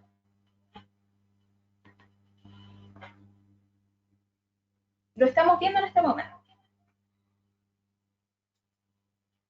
No lo escuchamos. Silenciado, ahí estoy, creo. Ahí sí, ahí está, ahí se Súper. escucha perfecto. Mostrar mi pantalla. Exacto. Debe dar a aceptar. Ahí estamos viendo su pantalla. Acepté. La estamos viendo todos, solamente ahora debe dar inicio a su presentación, abrir PowerPoint. La estamos mirando ahora. Ahí sí la ven, ¿cierto? Excelente, la estamos viendo. Puede iniciar cuando guste. Muchas gracias. Dame un segundo. Me estoy tratando de esconder ahí. Súper, muchísimas gracias. Gracias también a la Corporación Rita por darnos la oportunidad desde la Agencia de Sustentabilidad y Cambio Climático de contarles de una de las iniciativas que tenemos en nuestra institución. Voy a tratar de ser respetuoso con el tiempo asignado, así que voy a ir avanzando. En primer lugar, para quienes no nos conocen, me gustaría comentar qué es la Agencia de Sustentabilidad y Cambio Climático. Nuestra agencia es un comité de Corfo que ha sido pionero en la implementación y en la certificación de compromisos voluntarios entre las empresas y el Estado, y tenemos un rol principalmente enfocado en lo que tiene que ver la implementación de políticas de cambio climático y sustentabilidad. Como existen organismos que formulan políticas públicas, nuestro rol desde la agencia y como Comité Corfo tiene que ver con la implementación de muchas de ellas. Nuestra misión como institución es fomentar la producción sustentable, la mitigación y la adaptación al cambio climático en empresas con énfasis en la pequeña y mediana y en los territorios a través del diálogo y la colaboración público-privada. Y evidentemente, como visión de nuestra institución, aspiramos a ser un referente en materia de cooperación público-privada, porque además aportamos al cumplimiento de los compromisos internacionales que ha asumido nuestro país en estas materias. Por lo tanto, el principal instrumento que tiene nuestra institución, nuestra principal política pública, son los acuerdos de producción limpia. Los acuerdos de producción limpia están reconocidos en la Ley 20.416 como un mecanismo que moviliza a las empresas de menor tamaño a mejores estándares en materia de sustentabilidad. En ese sentido, y de una manera como diagrama general, los acuerdos de producción limpia son un convenio que formula asociaciones gremiales junto con instituciones públicas, donde se abordan una diversidad de temáticas, desde la carbono neutralidad, la economía circular, la seguridad hídrica, entre otras materias. Y este es un texto, es un documento que crea estándares voluntarios con distintas metas específicas y acciones dirigidas a la producción limpia por un tiempo definido y renovable. Y en la historia de la Agencia de Sustentabilidad y Cambio Climático, a la fecha hemos firmado casi 200 acuerdos entre el sector público y el sector privado que han involucrado a más de 15.000 instalaciones productivas a lo largo de todo el territorio nacional. Pero en esta presentación en particular me voy a referir a un acuerdo de producción limpia que está relacionado con las resinas plásticas recicladas. Voy a hablar un poco de algunas tendencias, cifras que pueden ser ya bien conocidas por todas las personas que nos están escuchando. Los residuos plásticos que se han generado a nivel mundial han sido de 250 a 300 millones de toneladas anuales. No existe un valor preciso, evidentemente, debido a la vida útil que varía entre los productos, pero sus orígenes son principalmente dos, los que están desde el punto de vista del preconsumo, es decir, lo que se genera en las industrias, que son las mermas no utilizadas en los procesos, por ejemplo, que va del orden del 8 al 10% del total que se trabaja en las organizaciones, pero también fuertemente lo que está relacionado con el postconsumo, es decir, todo lo que se genera en nuestros domicilios, en el comercio o en la industria, donde solo los envases y embalajes promedian un 60% de estos residuos que se generan al año. Y acá hay un tema que es muy importante y que está relacionado con el fenómeno de la ley de responsabilidad extendida al productor. El año 2023 va a partir las metas relacionadas con la recolección y la valorización, donde va a haber un aumento en la recolección y el reciclaje de residuos plásticos, bueno, y de otros materiales también, pero la pregunta que nos hicimos en algún momento con la Asociación de la Industria del Plástico era, bueno, ¿qué va a ocurrir con todo este material que se va a recuperar y que se va a reciclar? ¿Dónde podemos en el fondo absorber esta nueva demanda. Perdón. Al año 2018 se estimó un contenido de resina plástica reciclada en productos del 4% a nivel mundial.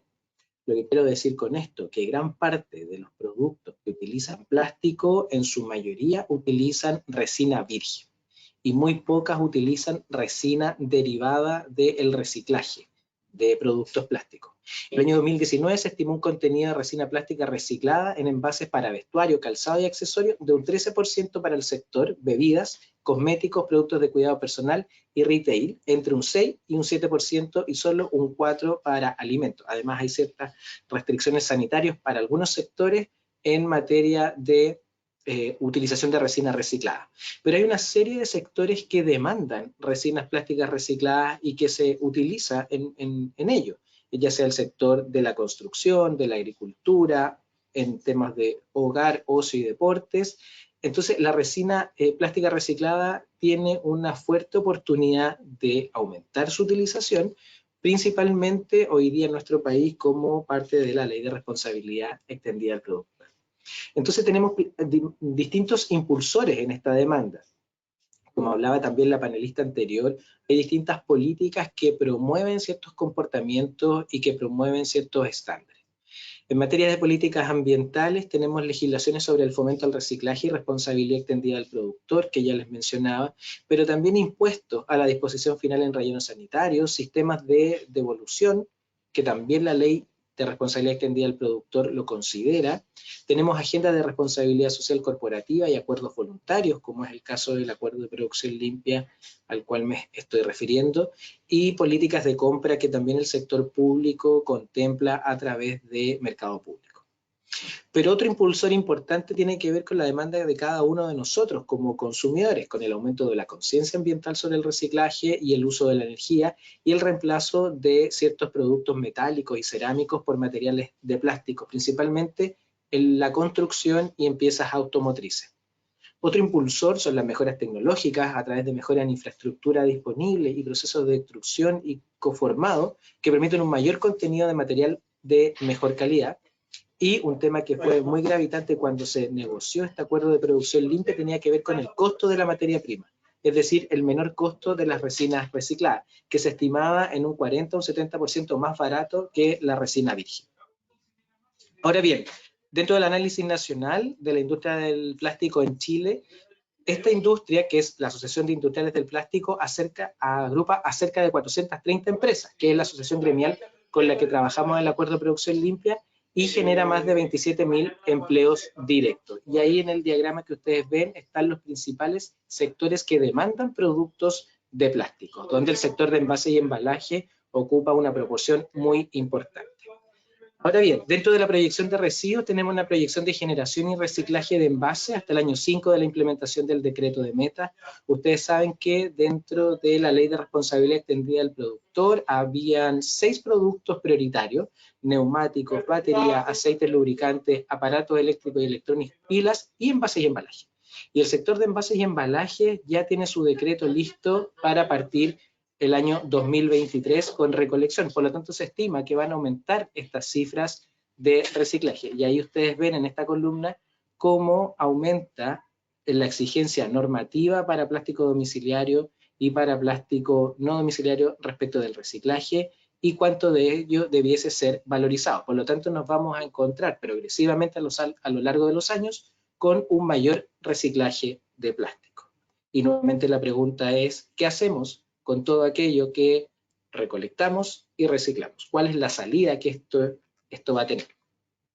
Por lo tanto, reforzando el punto anterior, van a existir metas para el sector domiciliario, para el sector no domiciliario, respecto del reciclaje y el aumento del material en toneladas total reciclado, en una proyección, como ustedes ven, al año 2033, 2034, el aumento en toneladas es bastante importante y evidentemente la ley de responsabilidad extendida del productor tiene dentro de sus principios la cobertura, aparte de esta gradualidad, pero también la cobertura, es decir, las empresas sujetas a ley van a tener que tener sistemas de reciclaje a lo largo de todo el territorio nacional.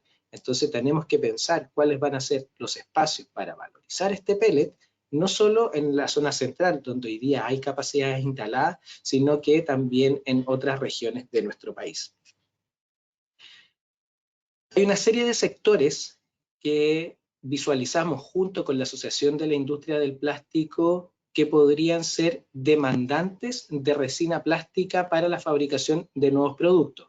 Tenemos ahí algunos elementos relacionados con el sector de la construcción y también con el sector de mobiliario urbano y señalización vial.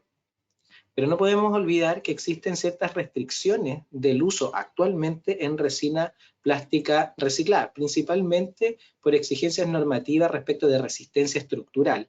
Hay elementos que no requieren condiciones de alta resistencia, que no tendrían limitantes, pero, por ejemplo, hay restricciones en el sistema de distribución de agua potable, donde todo el plástico tiene que ser de resina virgen y no se permite resina plástica reciclada. Pero hay aplicaciones que presentan una alta demanda en el sector relacionado con infraestructura, vial, urbanismo, y ahí aparecen, digamos, desde jardineras, macetas, cercas para áreas de juego, como pueden ser bloques para paredes, muros y otros, que hoy día son potenciales de a poder absorber resina plástica reciclada. Tenemos en el sector de la agricultura y la ganadería, donde no se visualizan restricciones en el uso de esta resina, salvo cumplir algunas normas técnicas específicas sobre ciertos usos y aplicaciones que presentan una alta demanda en el sector, como son los sistemas de riego tecnificado, conducción de agua, producción agrícola, infraestructura, entre otros. Y también en todo el sector de la acuicultura, para el sistema de boyas, flotadores, redes, tuberías para alimentación de salmones, madera plástica marina, entre otros. También estamos trabajando con la minería, en donde ellos participan del acuerdo de producción limpia para ver de qué manera las tuberías para riegos, términos de relaves similares o contenedores para derrames y vertidos pueden contener o ir aumentando gradualmente el uso de resina plástica. Salvo ciertas normas técnicas y específicas, y que esto es muy importante del trabajo que estamos realizando, donde quienes transforman la resina plástica reciclada en nuevos productos deben hacer pruebas técnicas para cierta resistencia, no se ven mayores restricciones. Ahora bien, en términos de lo que tiene que ver con el sector de envases y embalaje, y que les comentaba recientemente, hay normativas sanitarias que limitan su uso, evitando que estén en contacto con alimentos y también con productos farmacéuticos. Pero evidentemente en envases secundarios y terciarios, el sector de envases y embalajes podría absorber también esta demanda de resinas plásticas recicladas. Y en nuestro país han ocurrido una serie de elementos que han facilitado este trabajo. Tenemos la hoja de ruta del Pacto Chileno por los Plásticos, donde al 2025 los envases deben contener en un promedio un 25% de material reciclado, lo cual evidentemente se liga con el aumento de la demanda de reciclaje. La ley de plásticos de un solo uso, que se publicó recientemente, donde exige que un 15% del material reciclado en las botellas plásticas de PET y hasta un 70% hasta el 2050.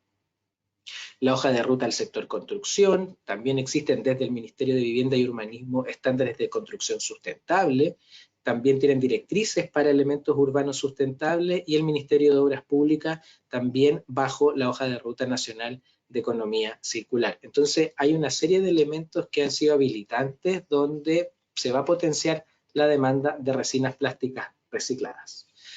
Ahora bien, yo les mencioné en el diagrama inicial que el acuerdo de producción limpia es un convenio entre empresas, asociaciones gremiales y organismos del Estado. Por lo tanto, cuando partieron 34 empresas el diagnóstico sectorial para el acuerdo de producción limpia, un 43% solo usaba resina virgen y un 57% utilizaba tanto resina virgen como resina reciclada. Sin embargo, el porcentaje de resina virgen era bastante menor. Y en ese concepto también lo dividíamos en aquello que es preconsumo, es decir, todo lo que tiene que ver con lo industrial, donde el 78% de todo lo que se genera como merma se reutiliza en el mismo proceso, un 15% se envía a gestores para que sea reciclado y solo un 7% iba a eliminación, principalmente relleno sanitario. Y el uso de resina reciclada, tenemos también aquellas empresas que son recicladoras, es decir, que toman este producto y lo transforman en pellet de resina reciclada, y los transformadores, que son aquellos quienes toman la resina reciclada y lo transforman en nuevos productos, y que en su mayoría viene de postconsumo no domiciliario industrial, porque es un plástico más limpio. Ahora bien, hay algunas restricciones que es importante tenerlas a la vista y que han sido parte del trabajo que estamos realizando con el sector público, que tiene que ver con la calidad y inocuidad para ciertos productos que están relacionados con la industria farmacéutica y también con los alimentos. Pero también hay elementos que están relacionados a cómo se ve un producto y que pierde la calidad visual muchas veces porque la resina tiene un color que no es tan fácil de manejar. Entonces, evidentemente, puede ser un producto final que cumpla con las mismas características, pero que visualmente presente elementos que le haga perder cierta competitividad. Y ahí hay algunas condiciones de uso también respecto de la resina reciclada y sus condiciones de uso.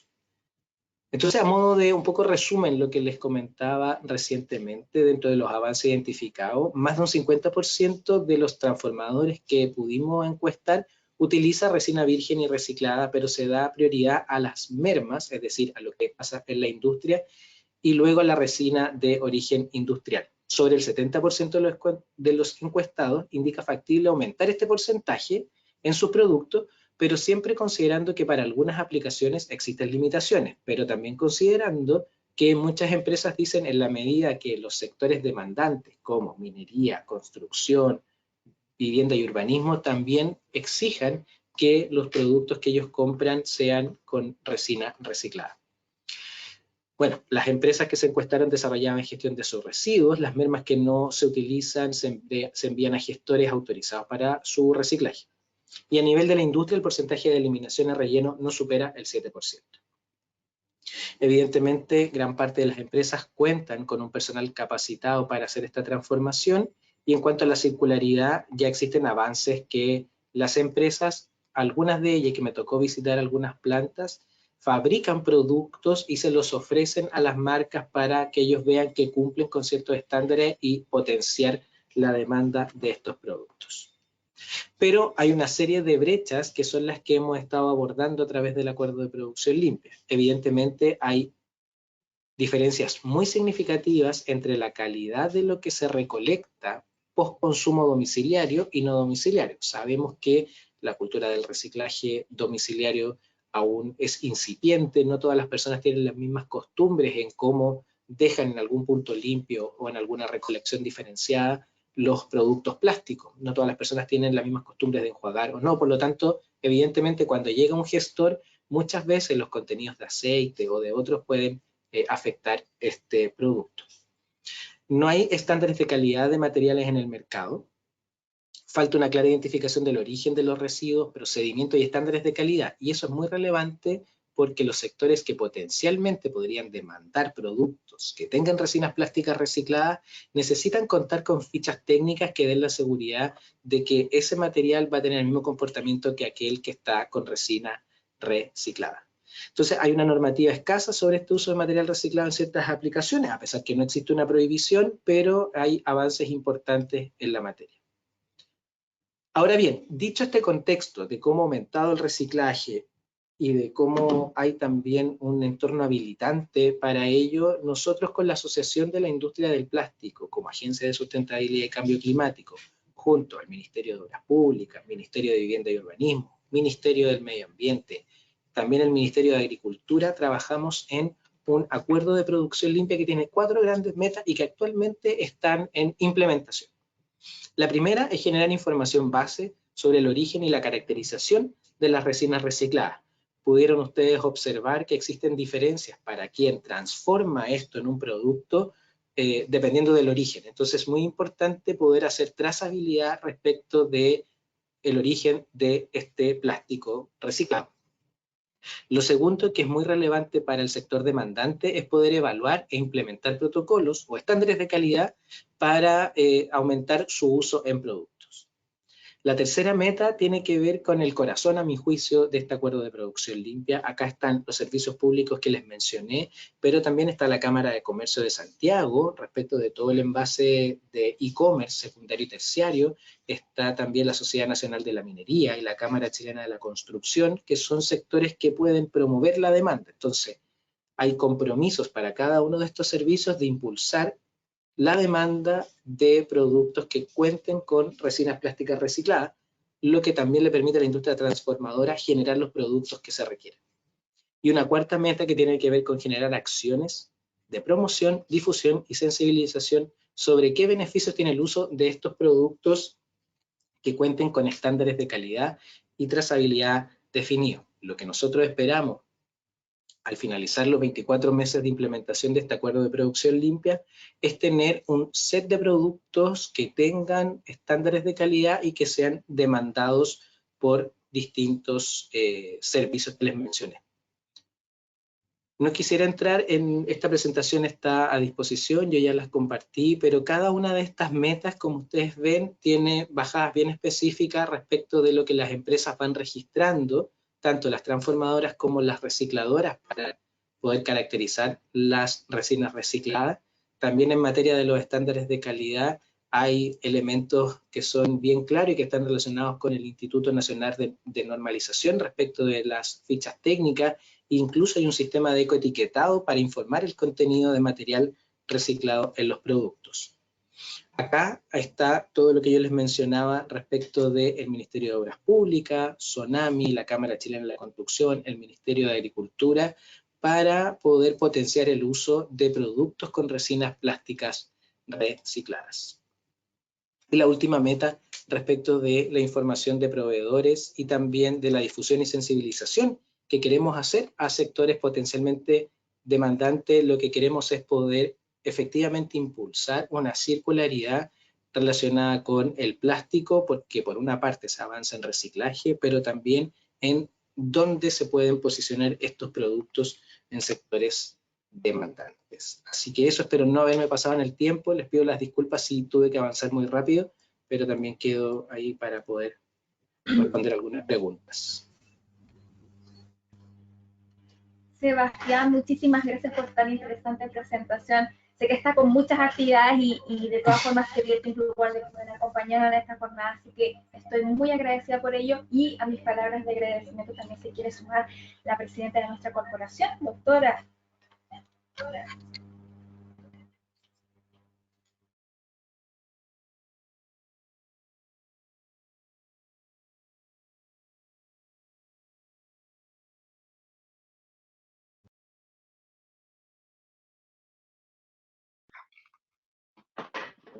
Bien. En primer lugar, agradecer la participación de Corfo y la charla que acabamos de escuchar. Eso un poco nos da la tendencia de lo que Chile está trabajando y de la responsabilidad al final, incluso hacia el consumidor y para la salud ambiental. Pero uno de los quizás mayores reconocimientos es a Corfo hoy en día, porque también ellos se involucraron en la difusión de esta actividad sin que nosotros se lo hubiésemos pedido, sino que de una forma espontánea, y eso habla de la importancia que va tomando el trabajo en red, en que cada uno desde sus distintos nichos, desde la ciencia, desde lo que puede ser el apoyo científico, puede compartir con el área de toma de decisiones, y esto va haciendo crecer indirectamente a nuestro país. Y lo más importante es que permite que el día de mañana nosotros podamos no solo tener una estrategia respecto al manejo de residuos, sino que lo más importante y lo que muchas veces nosotros los científicos vamos empujando desde atrás, desde la ciencia, que es la innovación. Se necesita mucha innovación, pero no se necesita una innovación que quede ahí, sino que se necesita una investigación aplicada a resolver problemas. Y eso es lo que nuestra corporación trabaja en forma fehaciente con todos sus socios colaboradores, que son empresas también, y que todos nos motiva la sustentabilidad y la responsabilidad asociada hacia la salud ambiental. Así que nuevamente dar las gracias a Corfo y también dar las gracias a todos los exponentes de que hemos llevado en estos días, que ha sido maratónico. Ya como los aviones empezamos a tomar ya pista para empezar a aterrizar en nuestras últimas ideas que van a ser en el curso del día de mañana, y que en el fondo no es definitivamente aterrizar, sino que definitivamente es tomar una estación de relevo para poder seguir nuevamente impulsándonos en esto del conocimiento y en poder seguir enfrentando los nuevos desafíos que tiene nuestro planeta para poderlos seguir cuidando en forma responsable. Así que los invito, si hay más preguntas, si hay más inquietudes, por favor háganlas presentes a través del chat para poder así hacernos cargo o responder. Así es, muchas gracias, doctora, por sus palabras. Bueno, vamos a revisar si existe alguna pregunta. Hasta el momento estoy viendo, y solamente existen felicitaciones de todos los conferencistas. De todas formas, quiero abrir la invitación, si alguna persona que de momento, ante el término de nuestra última presentación, tiene alguna consulta para don Sebastián, para la doctora Berger o para la doctora Schulges, por favor, tiene la libertad de colocarla ahí en el chat y la vamos a leer para que pueda responder nuestro conferencista.